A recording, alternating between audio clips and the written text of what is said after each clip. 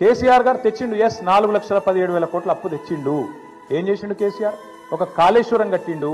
శాశ్వతంగా తెలంగాణకు కల్పతరువు లాంటి ప్రాజెక్టు కట్టి తెలంగాణను పంజాబ్ కంటే హర్యానా కంటే ముంగట నిలబెట్టిండు. వరి ధాన్యం ఉత్పత్తిలో నంబర్ 1 చేసిండు భారతదేశంలో కేసీఆర్.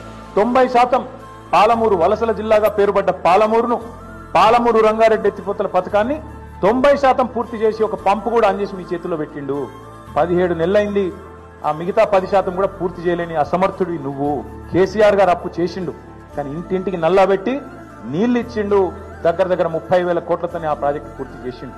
నువ్వు కనీసం ఆ ప్రాజెక్టును నడపలేకపోతున్నావు. ఎస్, కేసీఆర్ అప్పు చేసిండు. దేనికోసం చేసిండు? 1,00,000 కోట్లు పెట్టి తెలంగాణ ఏదైతే విద్యుత్ లోటుతోని ఆగమాగమైతుండేనో ఆ విద్యుత్ లోటుతో ఆగమాగమైన తెలంగాణను ఇలా 24 గంటల వెలుగు జిలుగుల తెలంగాణగా కేసీఆర్ గారు మార్చిండు. కేసీఆర్ గారు అప్పు చేసిండు. రైతు బంధు అనే పథకం పెట్టి రైతుల ఖాతాల్లో 70 లక్షల మంది రైతుల ఖాతాల్లో 73,000 కోట్ల రూపాయలు వాళ్ళ ఖాతాలు వేసిండు. కేసీఆర్ అప్పు చేసిండు. 29,000 కోట్ల రైతుల అప్పు తీర్చిండు. కేసీఆర్ అప్పు చేసిండు. 24 గంటల ఉచిత కరెంటు రైతులకు ఇచ్చి 60,000 కోట్ల వాళ్ళ భారాన్ని తాను తీసుకున్నాడు. ఎస్, కేసీఆర్ అప్పు చేసిండు.